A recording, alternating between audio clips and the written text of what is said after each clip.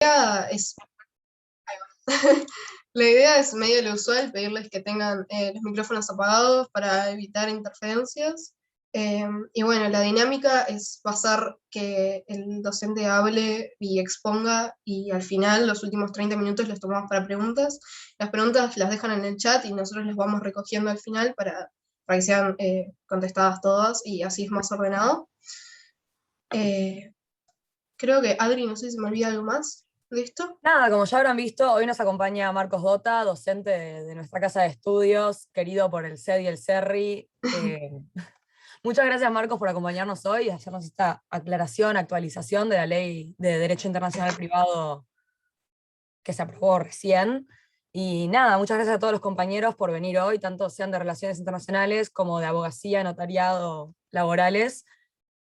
Somos un montón, así que espero que se pueda mantener el orden y que todos y todas puedan disfrutar y nutrirse de la jornada. Capaz, antes de empezar, comentarles, por si alguien no conoce a Marcos, que es docente, o sea, profesor adjunto de Derecho Internacional Privado de la carrera de Relaciones Internacionales y es doctor licenciado en Relaciones Internacionales. Así que ahora sí, Marcos, te dejamos la palabra a vos. Bueno, buenísimo, muchas gracias Eliana, Adrián y Gabriel que anda por allí detrás también. Muy buenas tardes para todos y para todas. Es verdaderamente un honor haber sido invitado por los centros de estudiantes tanto de Derecho como de Relaciones Internacionales en mi rol de profesor de Derecho Internacional Privado de esta casa de estudios y como egresado de las carreras que nuclean entre ambos centros y que demuestra también el deseo y la iniciativa de los estudiantes de estar actualizados en sus conocimientos y estar siempre a la vanguardia de los ajustes normativos que puedan existir. Bueno, especialmente gracias a Eliana, con quien he estado en contacto y en coordinación para que fuera esto posible. De lo que vamos a hablar hoy, entonces, en esta tarde, más o menos durante 1 hora y cuarto, 1 hora y media de exposición, es sobre la actualización en nuestro DIP de fuente nacional con la nueva Ley General de Derecho Internacional Privado. Yo les voy a estar enviando por el chat el link al info donde está la ley, por si alguien quiere ir siguiéndola a medida que vayamos haciendo la exposición, y voy a empezar a compartir pantalla.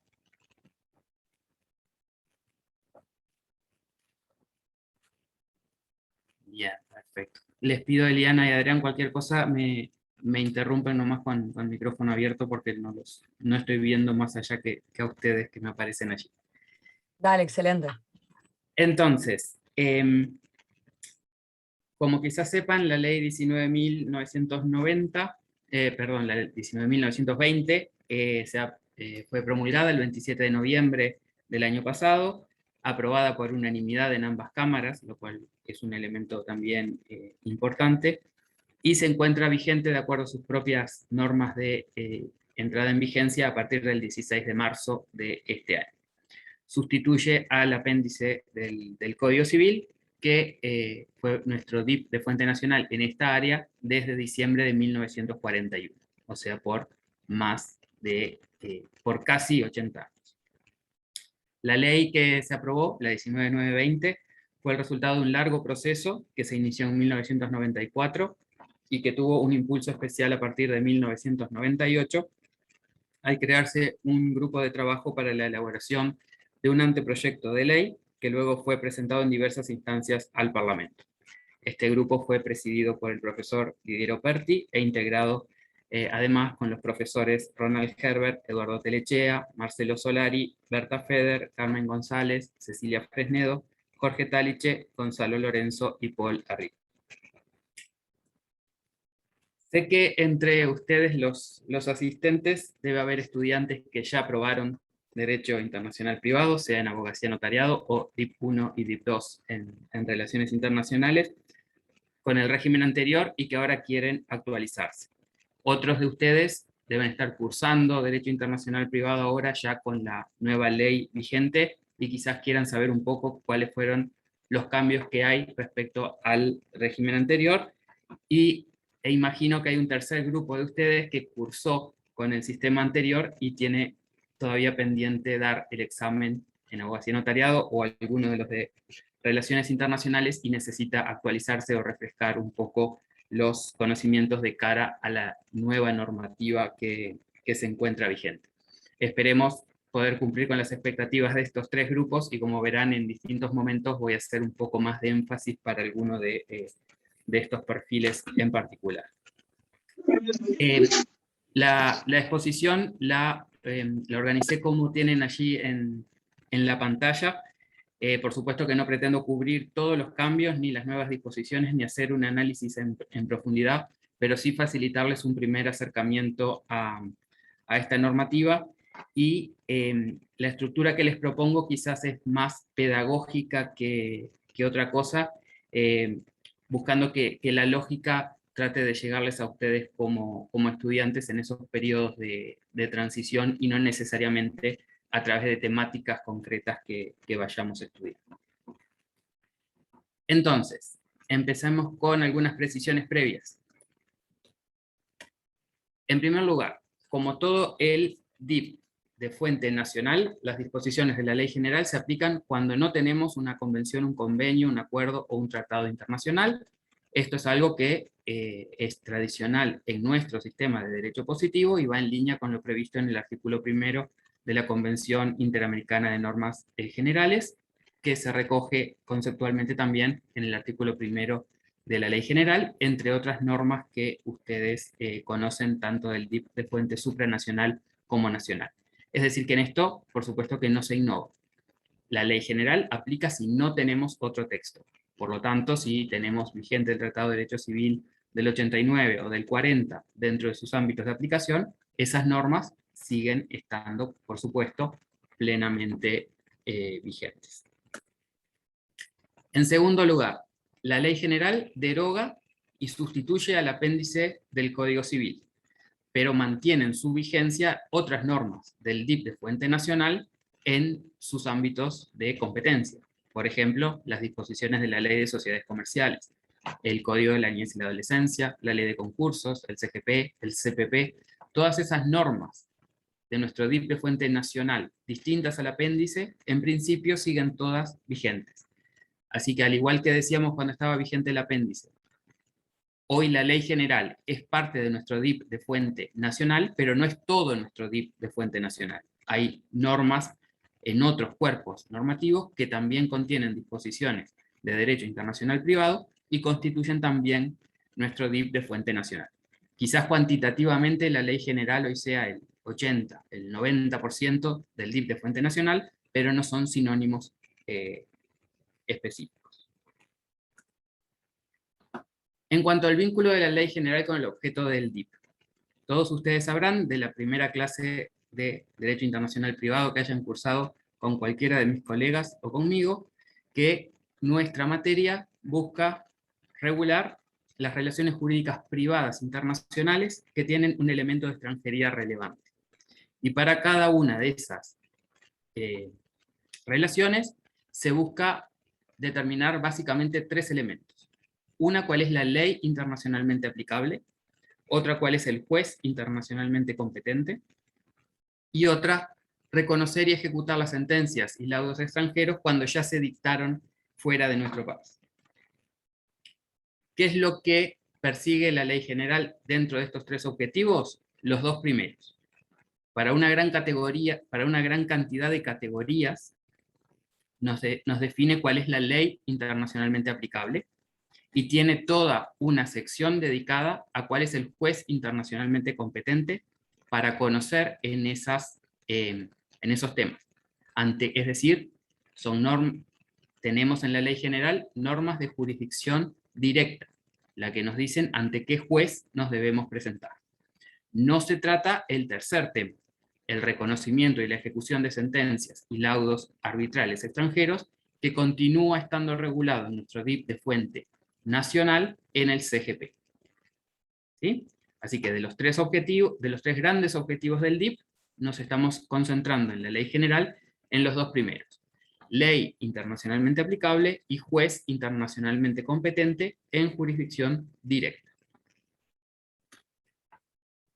La última de estas precisiones previas que quería compartir con ustedes es en cuanto a la aplicación temporal de la ley general.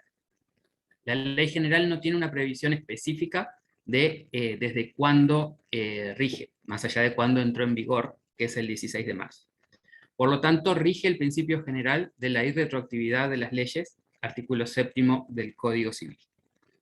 Eso en la práctica está suponiendo hacer un análisis, si se quiere, caso a caso en las distintas categorías, analizando si para una relación jurídica concreta la relación nació y produjo efectos con la vigencia del apéndice del Código Civil, en cuyo caso es seguro que no es tocada por la ley general.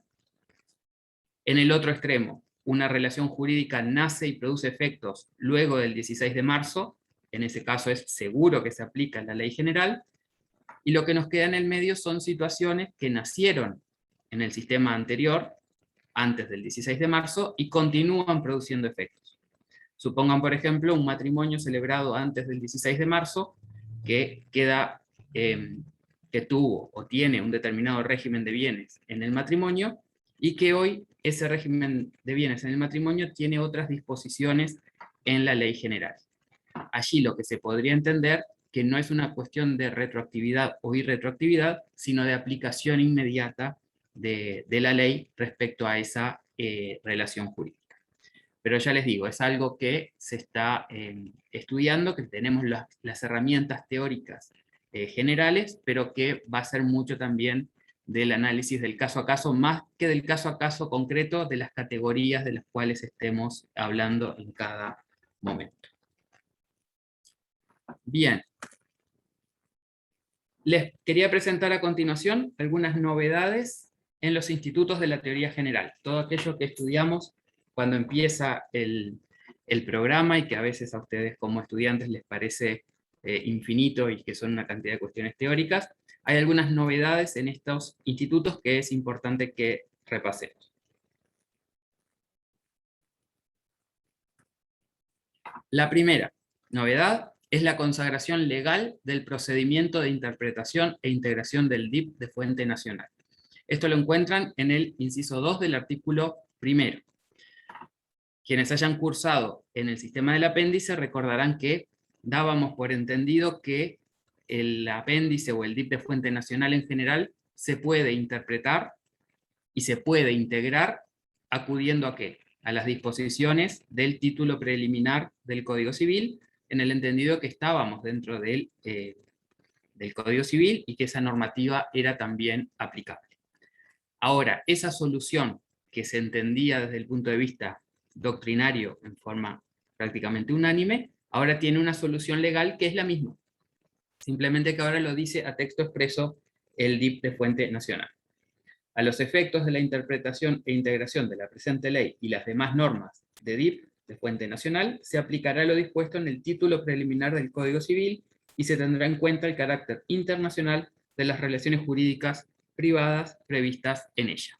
Este es un elemento, si se quiere, más sustantivo o finalístico, que desde qué ángulo tenemos que proceder a la interpretación e integración, pero acudiendo a las herramientas que desde siempre sabíamos que estaban en el título preliminar del Código Civil. Otra novedad, la identificación no taxativa de fuentes de orden público internacional. El concepto de orden público internacional que recoge la Ley General en su artículo 5 es sustantivamente el mismo que ustedes conocen a partir de la Declaración de Uruguay en oportunidad de la Convención de Normas Generales. Sustantivamente es el mismo. Lo que se agrega ahora es que tenemos una disposición legal que nos dice de dónde podemos encontrar, a título de ejemplo, esos principios de orden público internacional. Y dice este inciso segundo, entre otras, esta situación, o sea, el orden público internacional, tendrá lugar cuando la aplicación del derecho extranjero resulte inconciliable con los derechos fundamentales consagrados en la Constitución de la República y en las convenciones internacionales de las que la República sea parte. O sea que el legislador aquí ya nos orienta y nos dice concretamente de dónde podemos extraer esas normas y principios que hacen a nuestro orden público internacional. y lo hace en forma no taxativa. ¿Sí? Otra novedad en los institutos de la teoría general, la consagración a texto expreso en DIP de fuente nacional de las excepciones de fraude a la ley y de institución desconocida. Fraude a la ley se los pongo con rojo porque también me voy a dedicar más a él más adelante, porque constituye además una novedad. No solo que esté consagrado a texto expreso, sino que se consagre, porque como recordarán, en oportunidad de la Convención de Normas Generales, Uruguay reservó el artículo sobre fraude a la ley. ¿Ah? El de institución desconocida no lo reservó ni hizo una declaración, y ahora lo tenemos a texto expreso reconocido en nuestro ordenamiento jurídico en el artículo 8. La siguiente novedad es el reconocimiento. La siguiente novedad legislativa, pero no sustantiva, es el reconocimiento a texto expreso de los derechos adquiridos o de la teoría de los derechos adquiridos, en línea también con lo establecido en la Convención de Normas Generales. Quizás un pique para los que estén estudiando, hagan mucho el link entre los institutos de la teoría general en la Convención de Normas Generales y en esta primera parte de la Ley General, viendo qué institutos están regulados en una y otra, si coinciden, y cuando hay diferencias, porque en general el texto no es exactamente el mismo, dónde están las diferencias. Creo que eso puede ser una buena forma de estudiar y de ir profundizando en cada uno de estos elementos. En materia de cuestión previa, la novedad es que se consagra en el DIP de fuente nacional, pero a su vez se toma partido por una de las teorías. Como recordarán, cuando se estudia la Convención Interamericana de Normas Generales y se estudia el tema de cuestión previa en general, hay dos grandes teorías al respecto: la teoría de la equivalencia y la teoría de la jerarquización. La Convención Interamericana de Normas Generales no se juega, o mejor dicho, no toma partido por ninguna de ambas teorías, pero la ley general sí lo hace. En el artículo 10 se regula la cuestión previa y se dice cómo se tiene que resolver. Y dice que las cuestiones previas, preliminares o incidentales que surjan con motivo de una cuestión principal se regulan por el derecho aplicable a cada una de ellas. Esto es la teoría de la equivalencia. Esto es que no importa si una cuestión se presenta como principal o como previa, para cada una, cuando estamos operando desde nuestro DIP, debemos aplicarle la norma de conflicto de DIP que le corresponda en tanto categoría, independientemente de que sea previa o principal.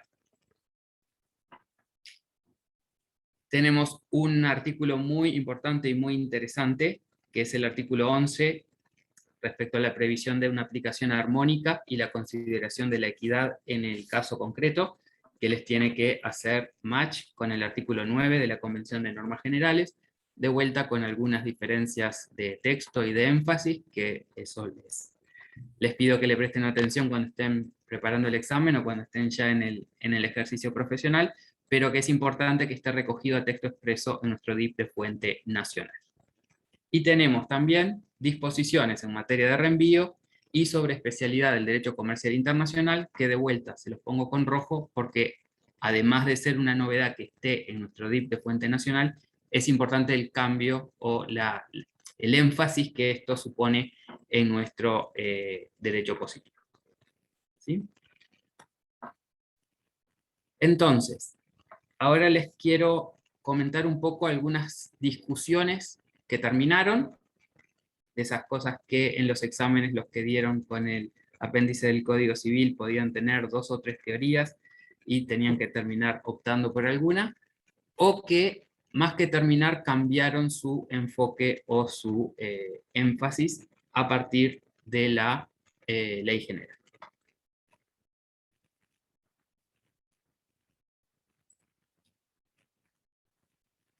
Una discusión que termina, o por lo menos se va a cobrar un nuevo perfilamiento, es que tenemos ahora un reconocimiento específico de las normas de aplicación necesaria, en el artículo 6. Normas de policía o de aplicación inmediata, como han escuchado también en la doctrina, que son aquellas que, como tradicionalmente damos al principio de los cursos con los aspectos vinculados a la metodología, son las que impiden el funcionamiento regular o normal de las normas de conflicto. Siempre que haya una norma de aplicación necesaria o de aplicación inmediata, excluye el funcionamiento mismo de las normas de conflicto. Sobre su naturaleza se ha discutido mucho en doctrina. No teníamos en el DIP de fuente nacional normas que las reconocieran como tales, pero sí teníamos normas de aplicación necesaria o inmediata, por supuesto, y en algún texto supranacional sí había previsiones al respecto. Ahora, el artículo 6 toma ese concepto y lo presenta en una norma de derecho positivo, y también se reconoce la existencia de esas normas en el derecho extranjero, habilitando a que los jueces puedan tomar en consideración las normas imperativas de otro Estado. ¿No? Un tema que también cambia su eje de discusión, el reenvío. No teníamos norma de DIP de fuente nacional sobre reenvío. No teníamos tampoco una disposición sobre, no tenemos tampoco una disposición sobre reenvío en la Convención de Normas Generales. Entonces, este tema en general quedaba al ámbito de la discusión doctrinaria y de la jurisprudencia. La ley general toma partido. Toma partido en el artículo 12 y nos dice que cuando resulta aplicable el derecho de un Estado extranjero, se entiende que la referencia es mínima. O sea, en principio se excluyen las normas de conflicto y se va directamente al derecho material de ese Estado.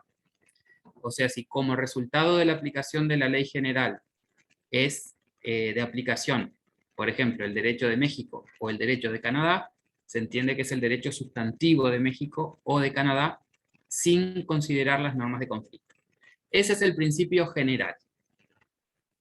Se establece también una cierta salvedad, una válvula de escape para ese principio general, cuando, de acuerdo al inciso segundo, cuando hacer eso se torne incompatible con la finalidad esencial de la propia norma de conflicto o con normas sobre derechos humanos de los cuales la República sea parte.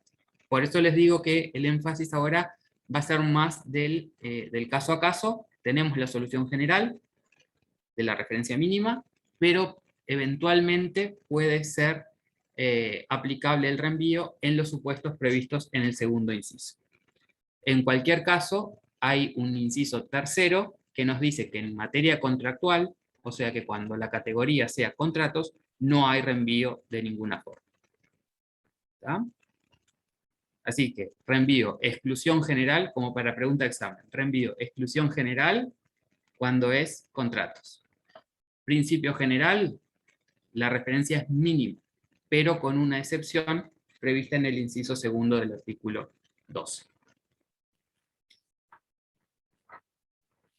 Un artículo muy importante desde el punto de vista conceptual, doctrinario, y a medida que se vaya implementando la ley, seguramente también con efectos prácticos, es el artículo 13, que tiene que ver con la especialidad del derecho comercial internacional.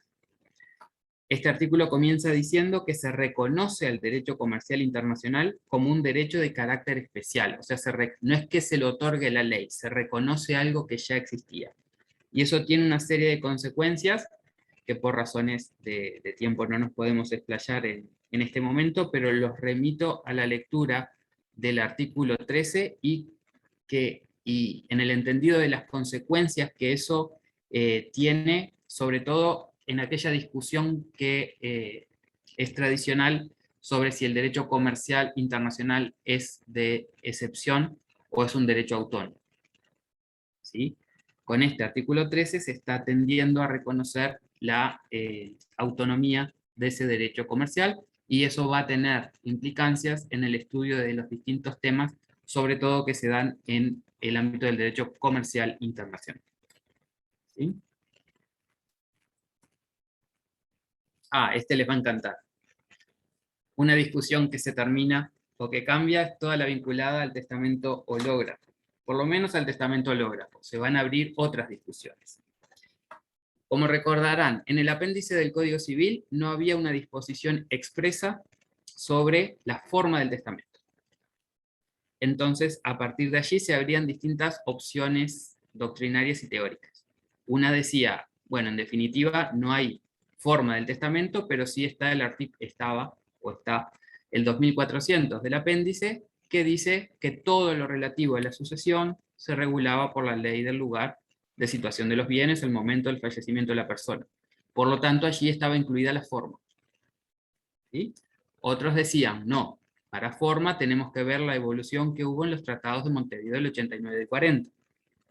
La posibilidad que por un acto público un testamento fuera válido en todos los países, parte del tratado del 89, de que por un acto solemne fuera reconocido en todos los países, parte del tratado del 40, y con qué herramientas nos podíamos manejar en nuestro DIP de fuente nacional, siendo que nuestro derecho interno no reconoce el testamento hológrafo, etcétera, etcétera.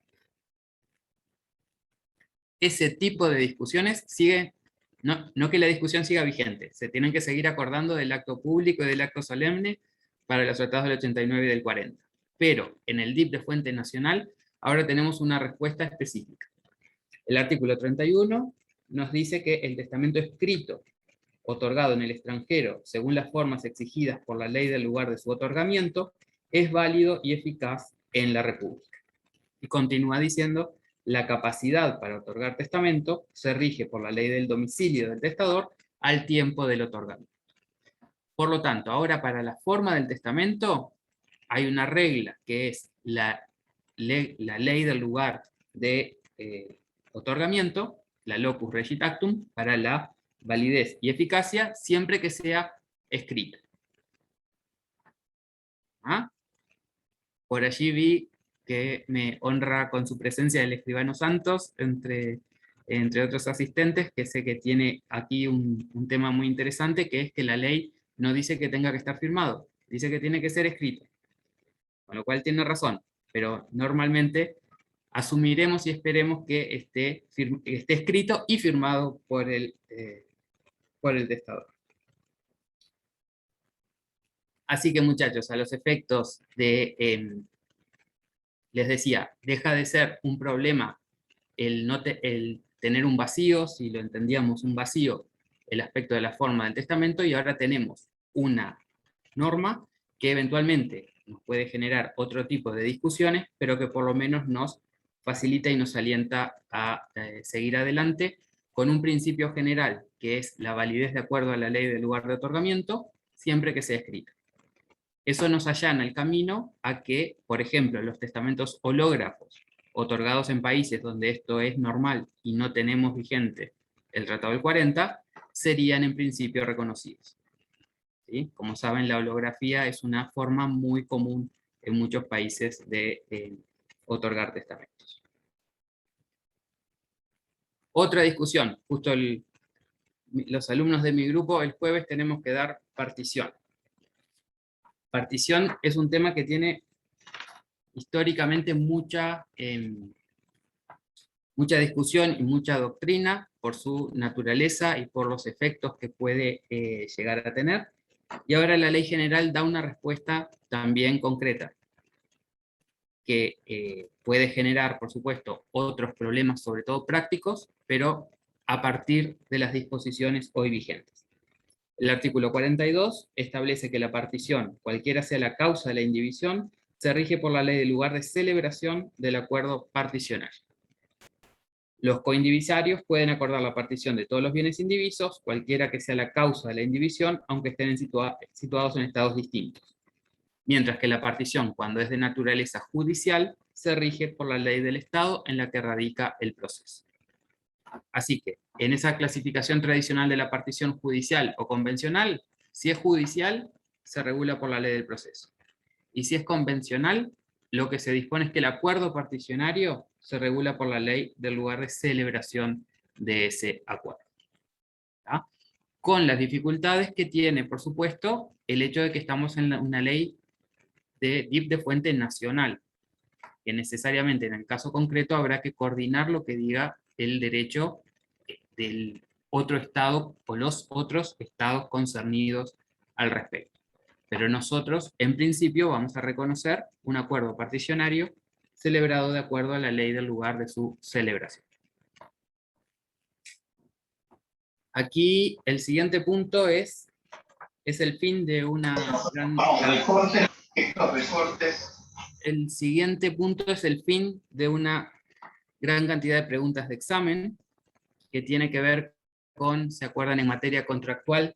Cuando decíamos que el contrato se regula por la ley del lugar de cumplimiento y en determinadas situaciones ese cumplimiento es la ley del domicilio del deudor. Y ahí llegaba la pregunta de los profesores de internacional privado, ¿quién es el deudor? Bueno, el deudor ahora en la ley general tiene consagración normativa la previsión doctrinaria tradicional. El deudor es aquel que debe la obligación típica o característica de un contrato. ¿Sí? Los contratos de regla imponen obligaciones para ambas partes, por lo que referirse simplemente al deudor, sin más, no me especifica cuál de los dos deudores bilaterales es. Siempre se entendió en la interpretación de los tratados, que por supuesto sigue vigente, que el deudor al que se refería la norma es el de la prestación típica o característica, y ahora la ley general, cuando tiene que hacer referencia a este deudor, lo dice a texto expreso, en el artículo 48, literales B y C, C3. Es deudor el de la obligación característica del contrato. Bien. Esta es otra consecuencia, es respecto a la posibilidad de fijar domicilio contractual y que el domicilio contractual sea una base de jurisdicción directa a los efectos de entablar un juicio. A texto expreso ahora, el artículo 57, que es el que establece las bases de jurisdicción directa generales, nos dice que la primera base es el domicilio del demandado, sea este domicilio el domicilio real o el contractual. Así que esto es especialmente importante para ustedes como estudiantes y futuros egresados de cualquiera de las carreras. El fijar domicilio contractual puede generar, o genera ahora en los hechos, una base de jurisdicción directa. ¿Ah?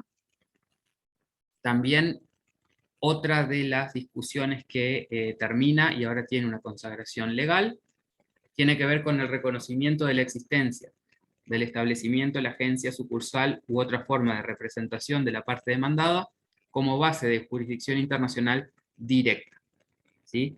Era una discusión doctrinaria y la jurisprudencia tenía distintas teorías al respecto, si la mera existencia aquí de una agencia o sucursal habilitaba también la base de jurisdicción o simplemente permitía hacer algún tipo de notificación en la República.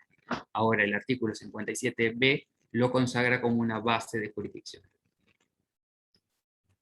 Y también la ley general nos da elementos normativos para otro concepto que había trabajado mucho, sobre todo la doctrina, que es el de jurisdicción exclusiva de los tribunales patrios. Algo que les tiene que sonar normativamente del CGP en materia de reconocimiento y ejecución de sentencias extranjeras, pero que allí está como un concepto sin que se delinee mayormente. Ahora el artículo 61 de la Ley General da algunos conceptos específicos y pone ejemplos de qué se entiende por jurisdicción exclusiva. ¿Ok? Bien. Tenemos también regulación de nuevas categorías. Voy a hacer referencia solo a algunas que me pareció importante traerles a colación. Hay otras, también puede ser discutible qué se entiende por nueva categoría, si es que estaba en el derecho interno y no en el derecho internacional privado, si es que estaba en el supranacional pero no estaba en el nacional. En la preparación de la exposición de hoy, decanté por presentarles estas categorías como nuevas. Una es la previsión de la ausencia, en el artículo 19. Otra que es especialmente importante es de las uniones no matrimoniales, en el artículo 27. ¿Sí? Este sí se los voy a leer. La capacidad de las personas para constituirlas, está refiriéndose a las uniones no matrimoniales, ¿verdad?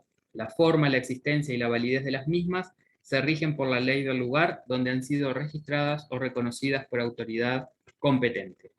Mientras que los efectos derivados de esas uniones no matrimoniales se rigen por la ley del Estado en donde se pretenden hacer valer.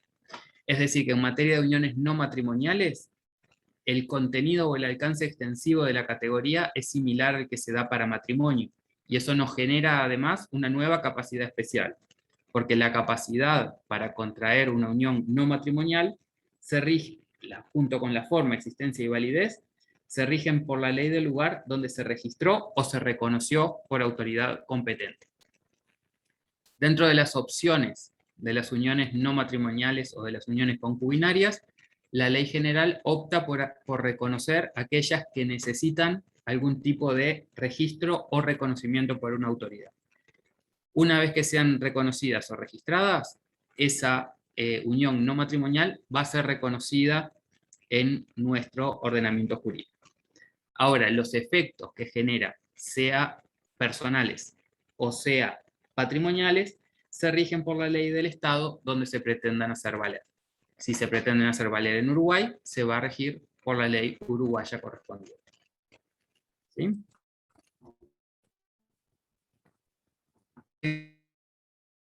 De filiación también tenemos una disposición específica, que es el artículo 28. El artículo 28 regula distintos tipos de filiación. Es de destacar que cuando la filiación es matrimonial, la filiación se rige por la ley del domicilio conyugal al tiempo del nacimiento del hijo, pero tiene una norma muy previsora y, si se quiere, también con perspectiva de género en la disposición subsidiaria, al establecer que en su defecto, o sea, cuando no hay domicilio conyugal, sea porque no existe, son cónyuges que no tienen domicilio en el mismo estado o porque no se trata de un hijo habido dentro del matrimonio, en su defecto se rige por la ley del domicilio de la madre al tiempo del nacimiento del hijo. ¿Ah? Y luego sigue con otras opciones a cuya lectura los remito. Pero es importante este criterio general del establecimiento del domicilio de la madre a los efectos de la filiación cuando no se da el supuesto de filiación conyugal. Aclararles también, porque es un tema que está en boga, que la ley general no regula como tal los supuestos de gestación subrogada, que se entendió expresamente que deberían ser objeto de una ley aparte específica sobre este tema. Pero por supuesto que, llegado el caso de que haya que determinar una filiación que surge de una gestación subrogada, las normas que hoy están vigentes son estas que tenemos a la vista, y habrá que analizar en el caso concreto cómo proceder. Obligaciones alimentarias, es un avance tener ahora un artículo, el artículo 29, que regula en el DIP de fuente nacional la posibilidad de hacer reclamo de alimentos. Como ustedes saben, tenemos la Convención Interamericana como una disposición supranacional, tenemos algún convenio bilateral con Perú, con España, pero no teníamos DIP de fuente nacional al respecto. Ahora lo tenemos en el artículo 29.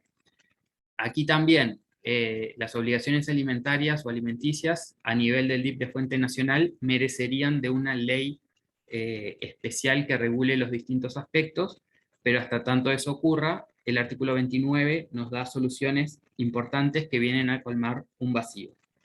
Las obligaciones alimentarias, así como las calidades de acreedor y de deudor de alimentos, se regulan por la ley del Estado del domicilio o residencia habitual del acreedor de alimentos, o por la ley del Estado del domicilio o residencia habitual del deudor de alimentos, a opción del acreedor.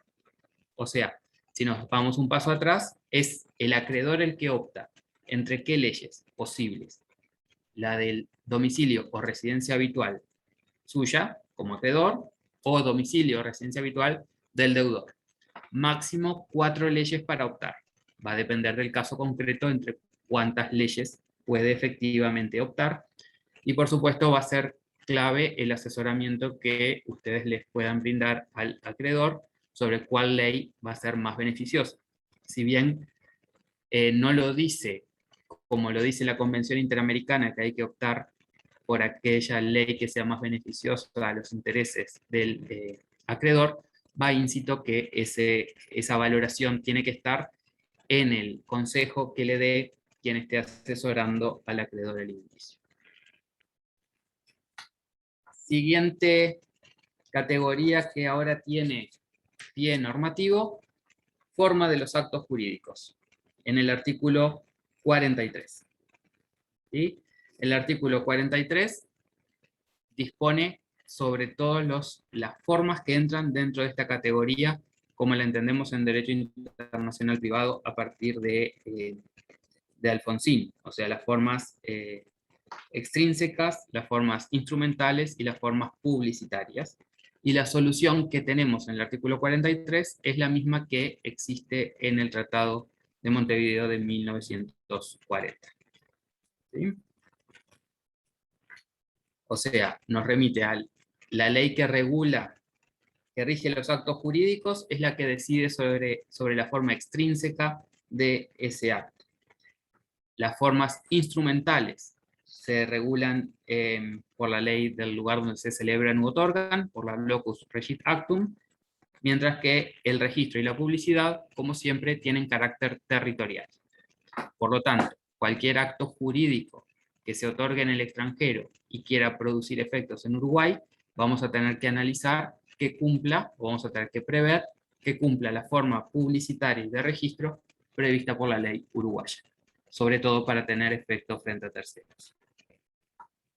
Eso antes funcionaba de la misma manera, lo único que llegábamos a esa conclusión a partir de la integración del DIP de fuente nacional con el Tratado del 40. Hoy tenemos esa solución a texto expreso en el artículo 43 de la Ley General. Simplemente para hacerles notar, esto no es algo que cambie con la Ley General. Estos son principios generales de cómo funciona el derecho internacional privado, pero se los quería traer a colación porque me parece muy importante en la práctica y para ustedes que son estudiantes o tienen recién aprobado internacional privado o se encuentran en otras situaciones y les ha interesado esta charla. Es importante que se distinga siempre la forma del acto jurídico o del instrumento público, que está regulado ahora en el artículo 43 de la Ley General, de la manera en que se acredita la autenticidad del documento. La forma hace a cómo ese instrumento se tiene que vestir, cómo la ley de origen prevé que se constituya desde el punto de vista externo o formal el acto. Ahora, la acreditación de la autenticidad simplemente lo que hace es decir que ese documento proviene de quien dice provenir y que estaba legitimado para expedirlo. La apostilla o la legalización, que son las formas de acreditar la autenticidad, no le suman ni le restan nada al documento. ¿Ah? El documento va a estar bien o mal otorgado, según la ley de otorgamiento y de acuerdo a las disposiciones del artículo 43, y luego estará apostillado o legalizado. Pero ni la apostilla ni la legalización hacen a la forma del acto jurídico. ¿Ah? Son etapas independientes y tienen distintos objetos propios a sus efectos. ¿Ok? Y ahora vamos a ir con los cambios sustantivos más destacables respecto al régimen anterior. O sea, hasta ahora vimos situaciones en las que o se llevaba a tierra aspectos que ya se estaban manejando, o se decantaba una solución cuando era más discutible, o se consagraban a texto expreso categorías que antes no estaban previstas. Lo que les quiero compartir ahora, en unos minutos, son los cambios realmente de fondo que tenemos respecto al apéndice del Código Civil. Los que identifiqué para esta charla son la admisión de la excepción de fraude a la ley, la regulación de las relaciones patrimoniales en el matrimonio, la regulación de la separación conyugal y del divorcio, la regulación de las obligaciones contractuales, de las extracontractuales, y la regulación de los criterios de jurisdicción internacional directa.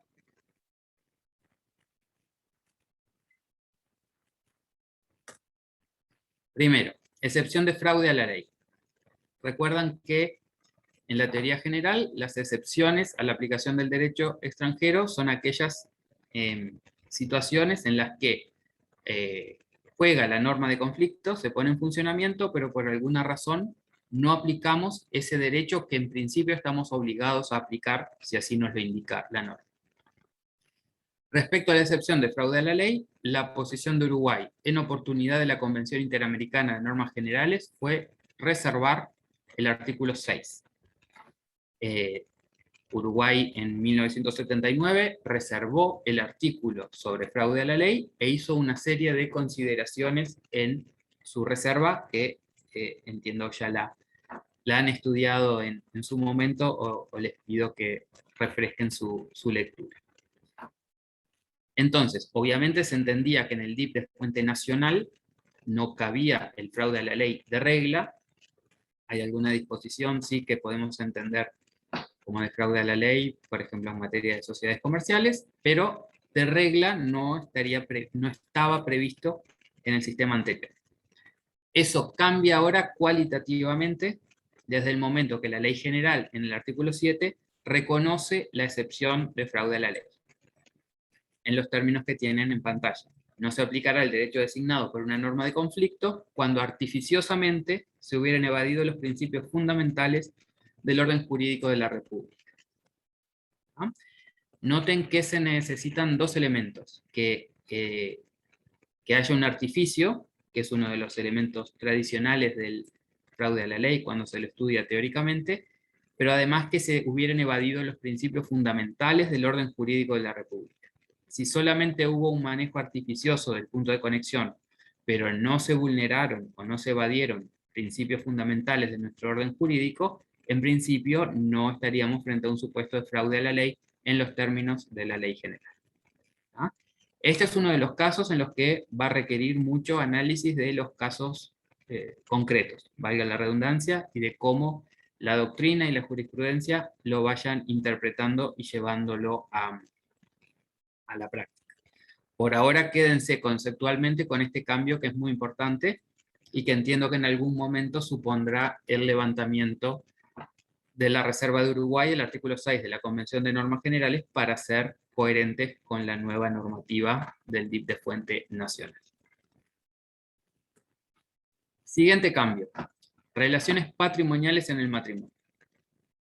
¿Qué pasa con esta categoría? En el apéndice del Código Civil teníamos el artículo 2397, que establecía que las relaciones de bienes entre los esposos quedan determinadas por la ley del primer domicilio matrimonial, con la salvedad habitual de todo aquello no prohibido por la ley del lugar de situación de los bienes. O sea, teníamos un supuesto de inmutabilidad de la ley.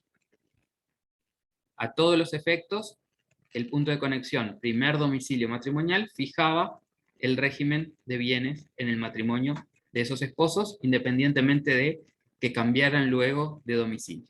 Se optaba por darle fijeza temporal y espacial en un lugar determinado. ¿No?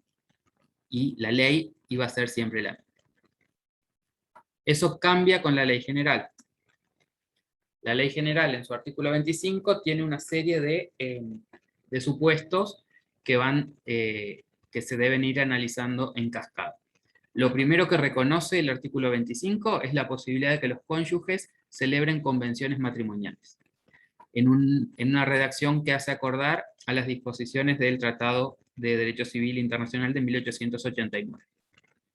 Así que, futuros cónyuges que se estén por casar, lo primero que pueden hacer ahora es celebrar convenciones matrimoniales, y esas convenciones van a regir el régimen de bienes entre ellos, y se regula a los efectos del DIP por la ley del lugar donde se otorga.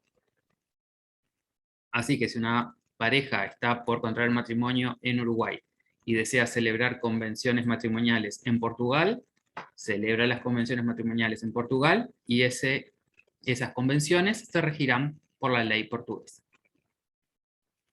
Si eso no sucede, el artículo 25 continúa diciendo, en defecto de convención, dichas relaciones patrimoniales se rigen por la ley del Estado del primer domicilio conyugal.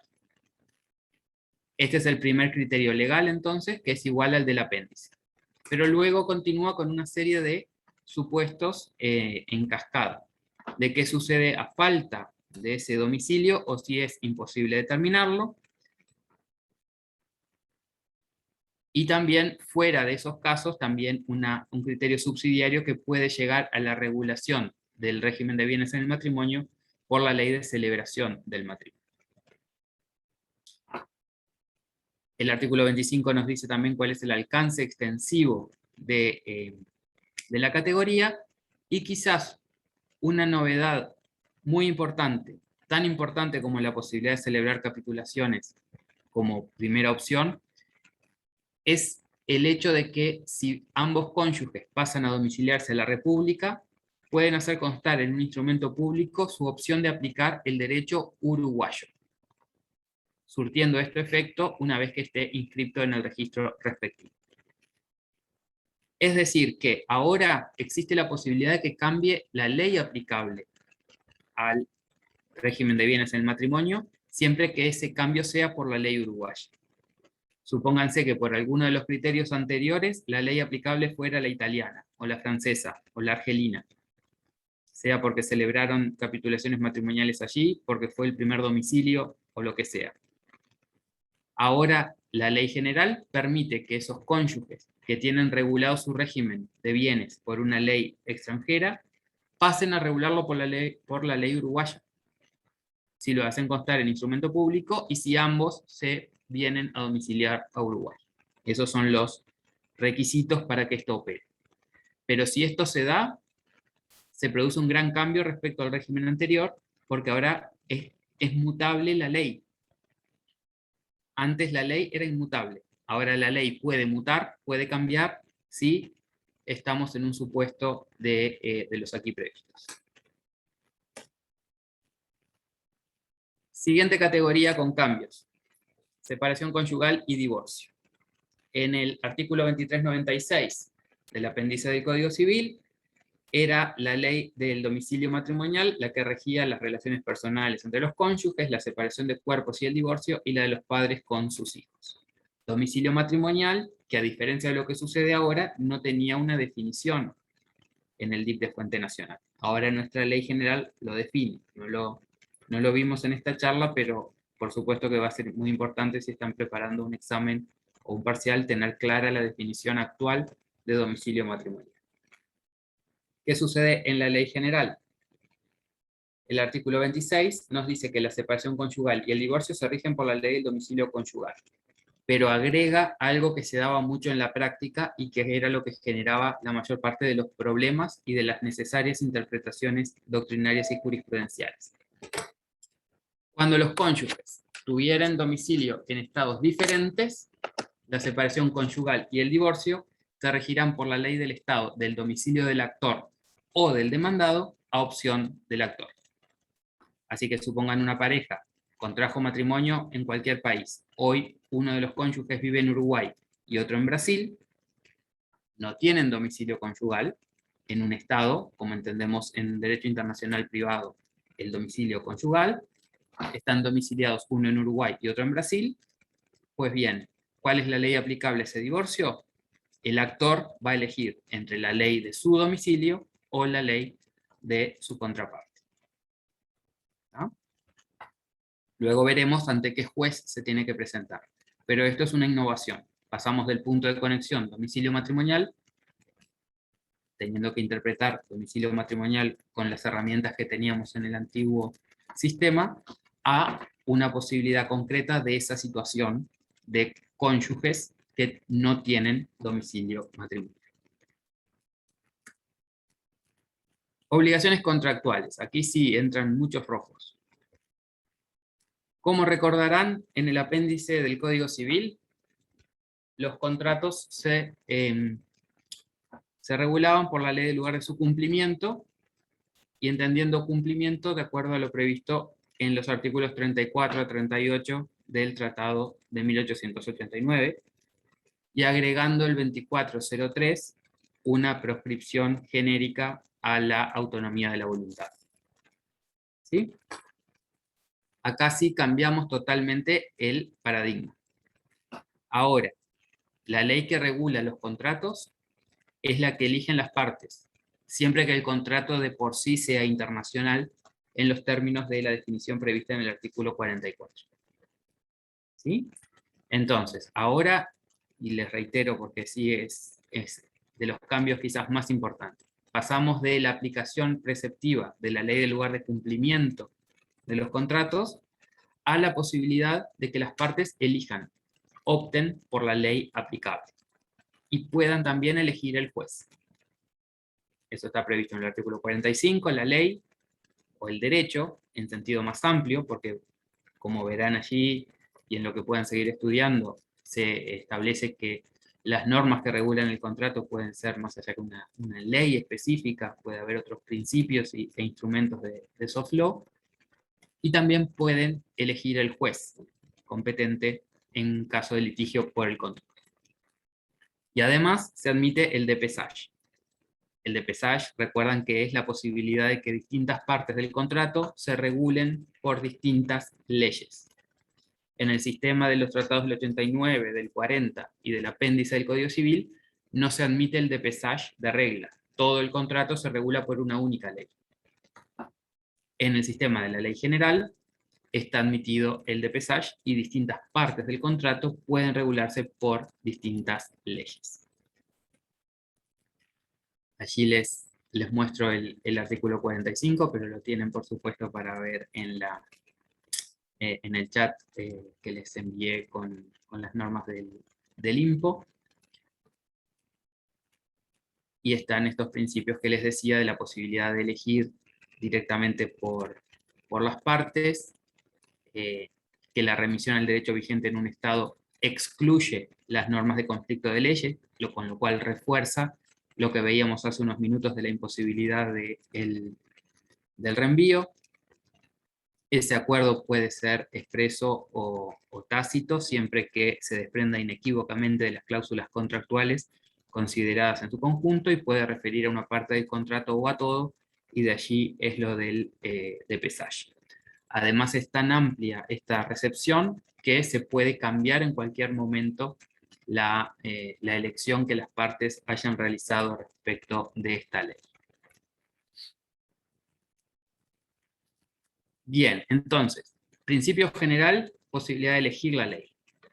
Si las partes no eligen la ley, o la elección resulta inválida o ineficaz, tenemos el artículo 48 como criterio subsidiario, en el cual están recogidos los principios que tiene el Tratado del 89 y del 40 como reglas, y que eran las reglas en el apéndice. O sea, el lugar de cumplimiento, y allí la interpretación dependiendo de qué tipo de contratos estamos hablando, si son obligaciones de dar o de hacer, o recaen sobre cosas o sobre servicios. Toda esa lógica que ustedes conocen de los tratados del 89 y del 40, en la ley general se reproducen aquí como criterio subsidiario a la autonomía de la voluntad. Y es aquí donde les decía que está la aclaración del deudor de la prestación típica o característica. Pero todas las soluciones son las mismas. Lo único que acá funcionan de manera subsidiaria y no de manera inicial y preceptiva. Si no hay elección de la ley y si no funcionan los criterios del artículo 48, el artículo 49 trae además criterios subsidiarios. El primer criterio subsidiario, seguramente ustedes lo conozcan, del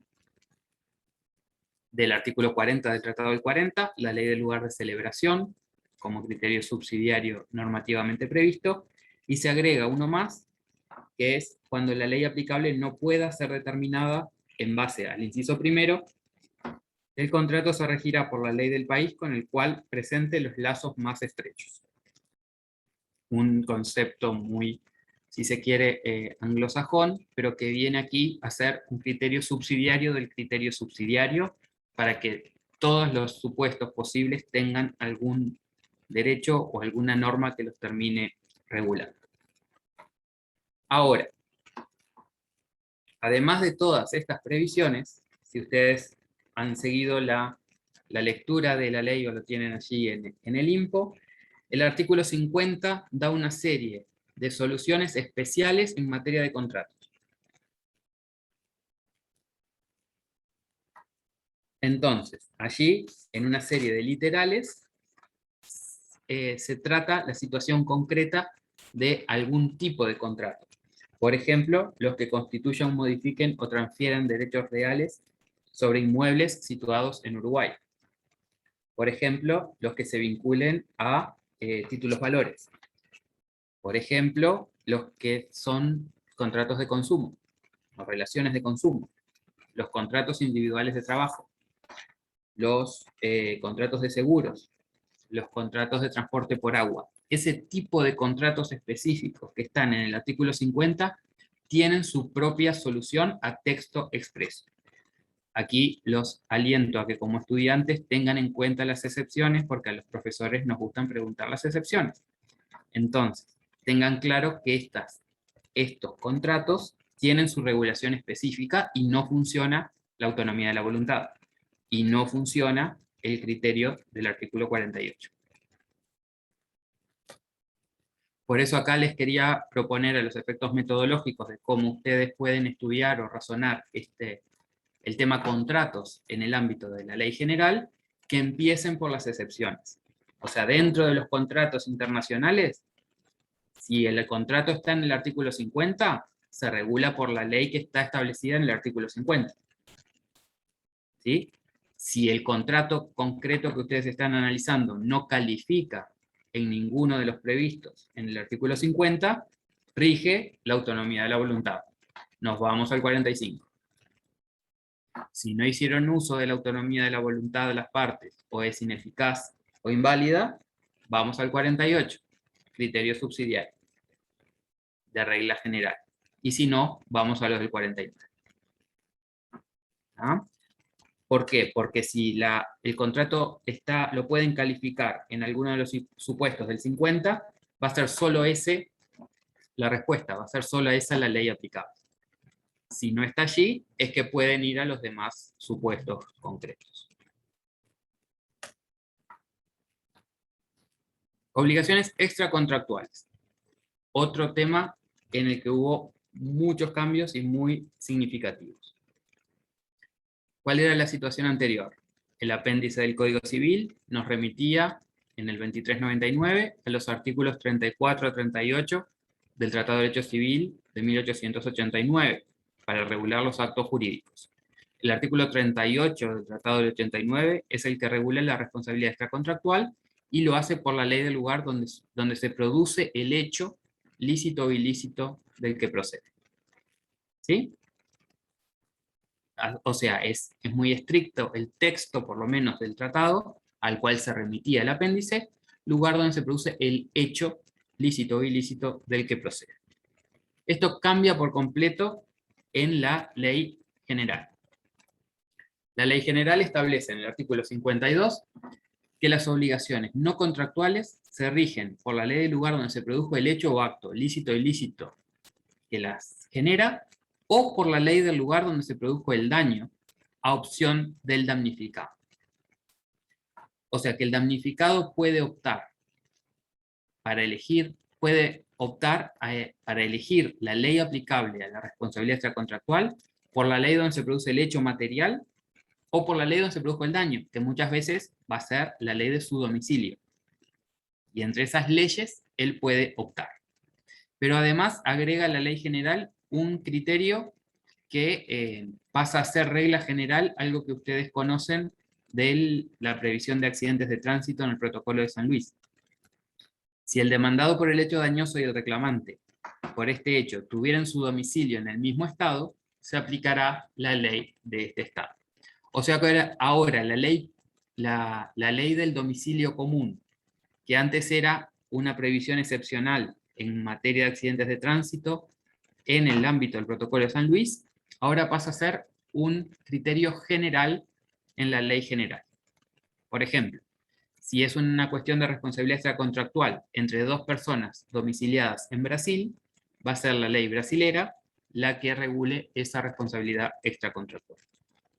Si es una persona domiciliada en Brasil y una en Uruguay, el damnificado, que va a ser el actor, va a poder elegir entre la ley donde se produjo el hecho y la ley donde se produjo el daño.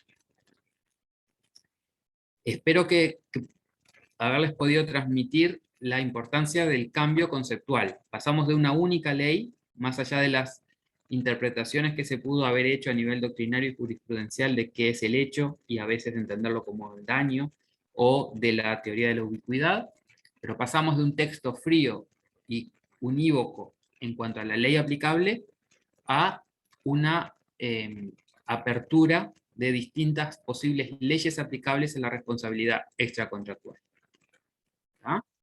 En donde se consagra la ley del domicilio común como principio si se da ese supuesto, y si no, se permite al damnificado optar entre la ley del hecho o la ley del daño, que va a ser una cuestión muy del caso a caso también, de que estemos hablando en cada circunstancia. Siguiente elemento importante de cambio que quería compartir con ustedes. La regulación de los criterios de jurisdicción internacional directa. ¿Se acuerdan que jurisdicción internacional directa es la que me dice ante qué juez tengo que presentarme para iniciar un proceso? ¿Cuál es el juez internacionalmente competente para conocer en el caso? Y eso es distinto a la jurisdicción internacional indirecta, que es la que se analiza cuando la sentencia ya se dictó en el extranjero y hoy se quiere reconocer y o ejecutar. En este tema, pasar del apéndice a la ley general supone dos cambios estructurales básicos. El primer cambio estructural es que pasamos de un artículo, el famoso y querido por todos 2401, que establecía solo dos criterios de asignación de jurisdicción internacional directa, a un capítulo entero en la ley general con 5 artículos y al menos 17 criterios distintos. ¿Ah? ¿Qué decía el 2401? Así lo leemos por última vez. Son competentes para conocer en los juicios a que dan lugar las relaciones jurídicas internacionales los jueces del Estado a cuya ley corresponde el conocimiento de tales relaciones, es decir, el criterio ACER.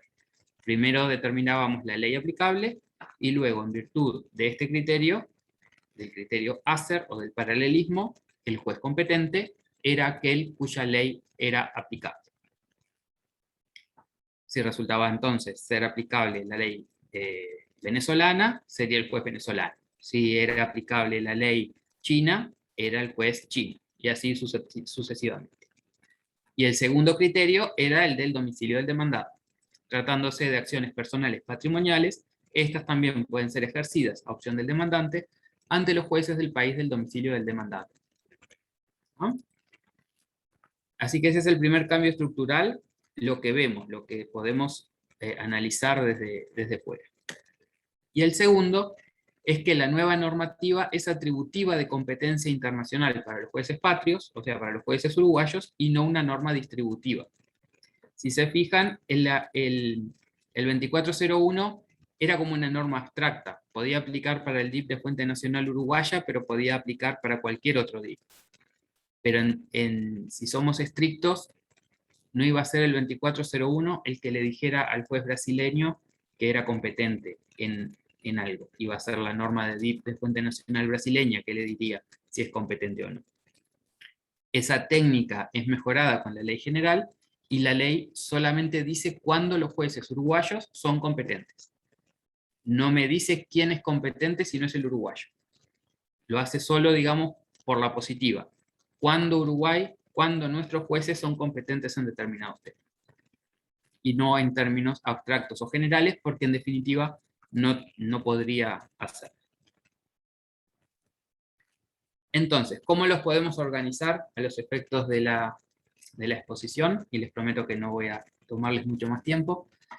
Hay una serie de criterios generales en el artículo 57. Hay criterios especiales que se suman a los generales en el artículo 59. Hay un artículo específico en materia contractual que ya les adelanté, lo que prevé es aceptar la autonomía de la voluntad. Hay una norma sobre la jurisdicción exclusiva, y hay disposiciones en materia de litispendencia internacional, otro tema que no estaba previsto antes en nuestra normativa de DIP de fuente nacional.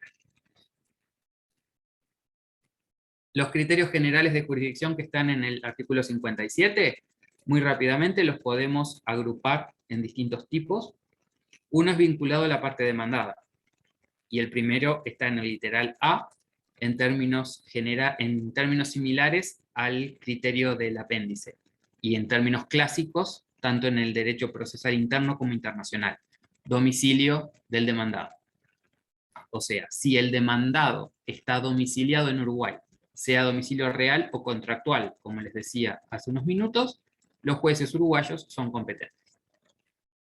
También, si en Uruguay la parte demandada tiene establecimiento, agencia, sucursal u otra forma de representación, y es a partir de esa forma de representación que se genera el caso que se quiere presentar ante los tribunales.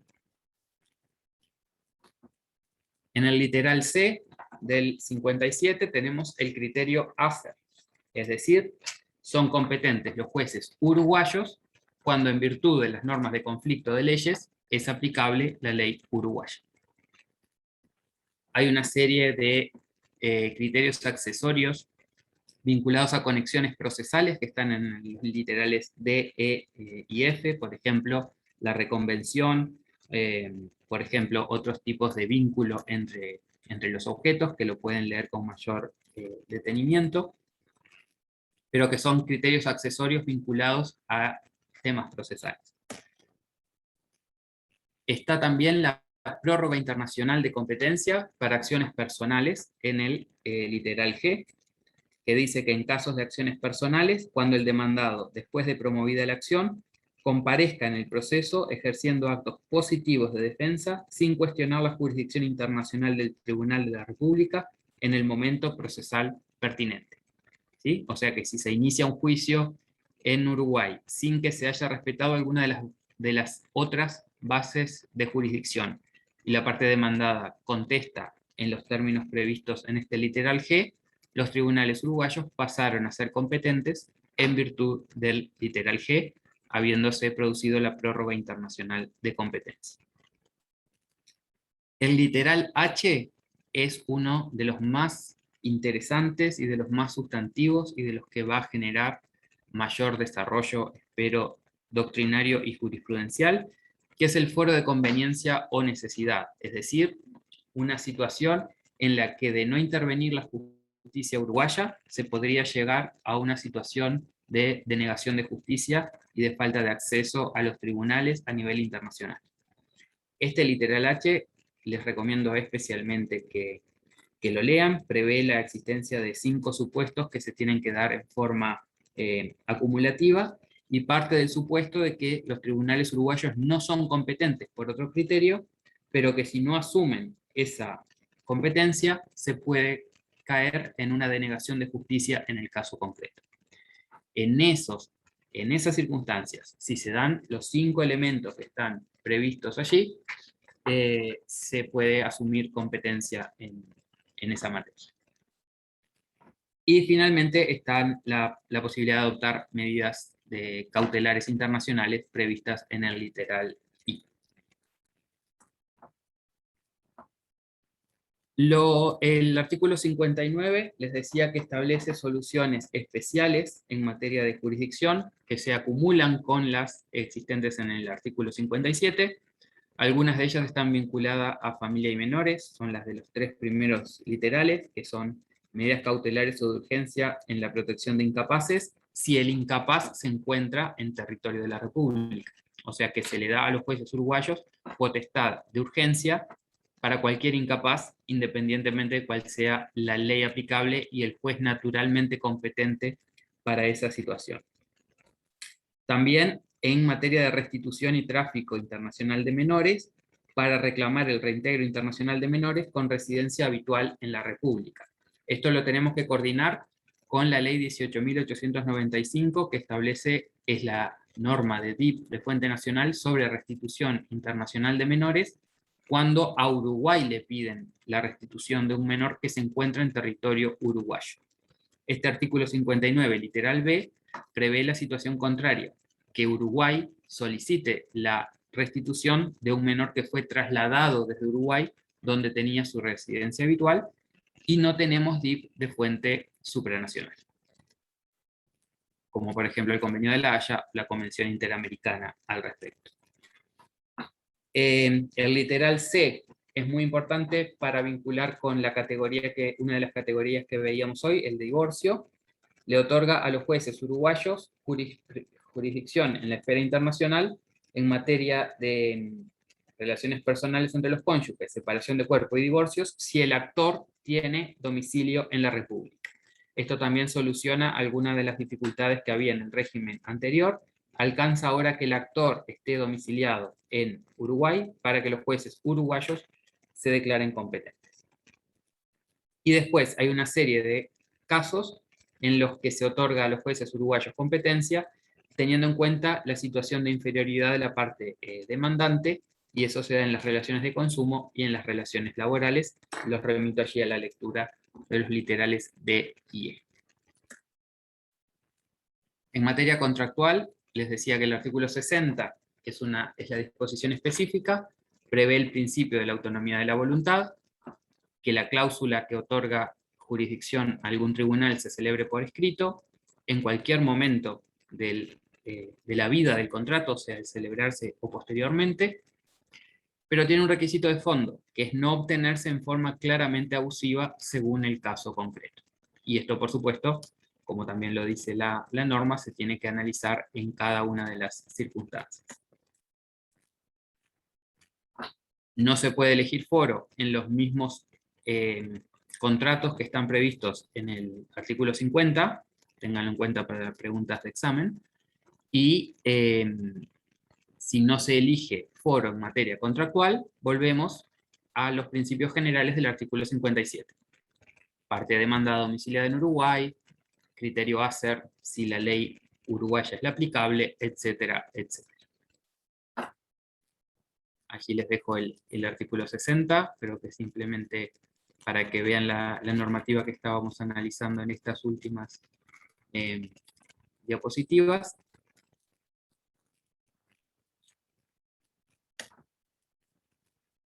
De la jurisdicción exclusiva, decirles simplemente que no hay una definición. Lo que tienen en la pantalla es el texto del artículo 61. No define la jurisdicción exclusiva como tal, pero sí la perfila, les da sus características y pone algunos ejemplos.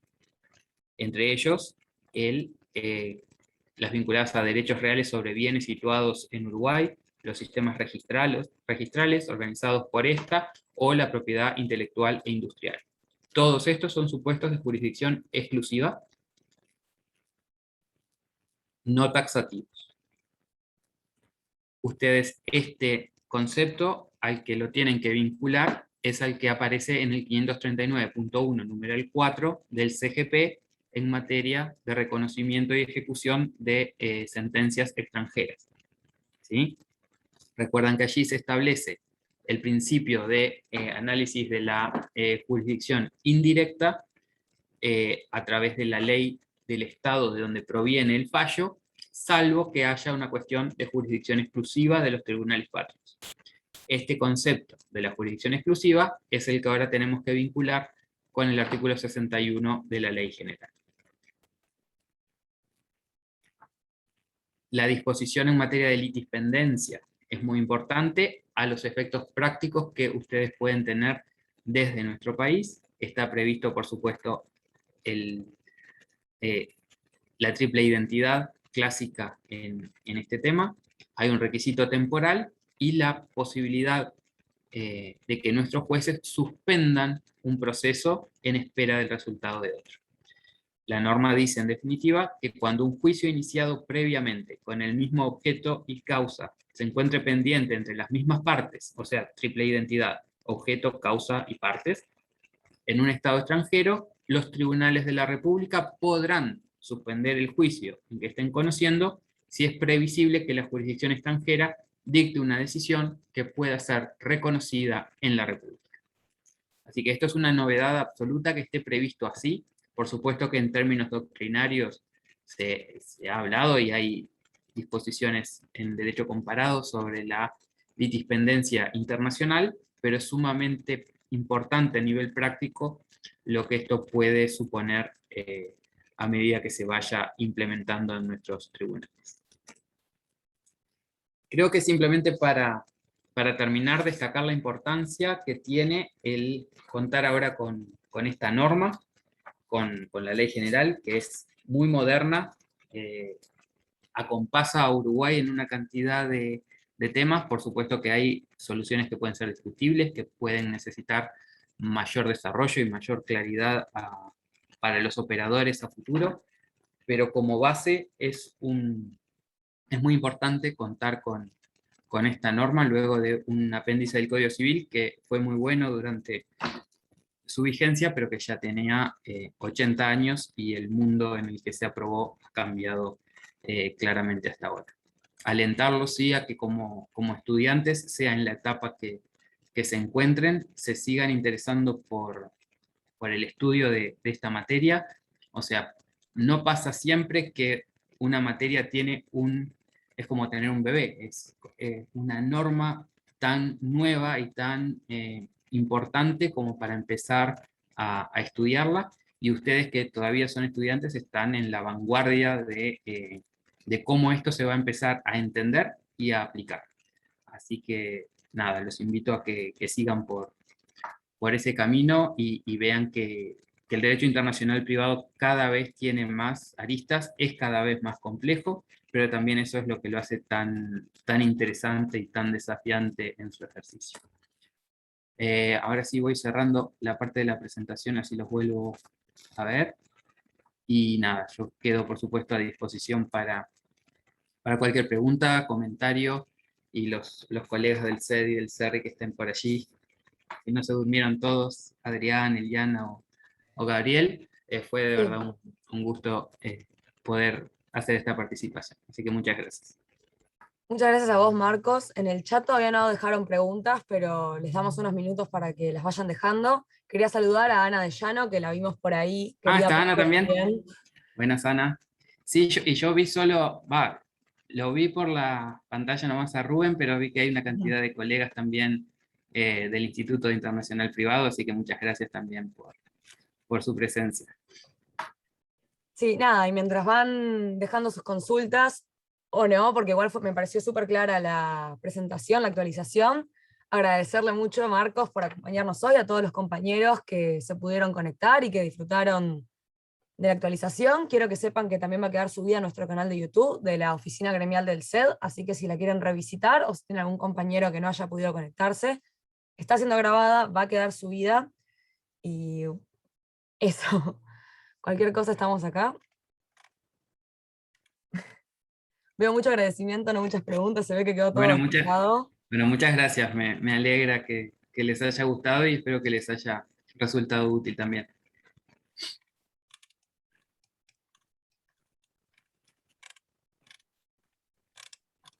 Por favor, hasta algunos piques para el examen también pueden. Todos lo necesitan, en algún momento. Bueno, se queda por ahí, muchas gracias a todos, nos vamos a estar viendo en próximas actividades académicas. Ya saben que cualquier cosa siempre se pueden contactar con sus representantes estudiantiles en el CED, en el CERRI, cualquier idea, cualquier propuesta que tengan, estamos más que abiertos a que salgan adelante. Y nada, sí, gracias por acompañarnos por esta hora y media a todos y todas. Otra charla con Dota, cuando quieran. Bueno, muchas gracias, y en serio, a las órdenes también, cualquier duda que les vaya surgiendo también después, y bueno, estamos en contacto, y de vuelta muchas gracias por la invitación. Cuando quieran.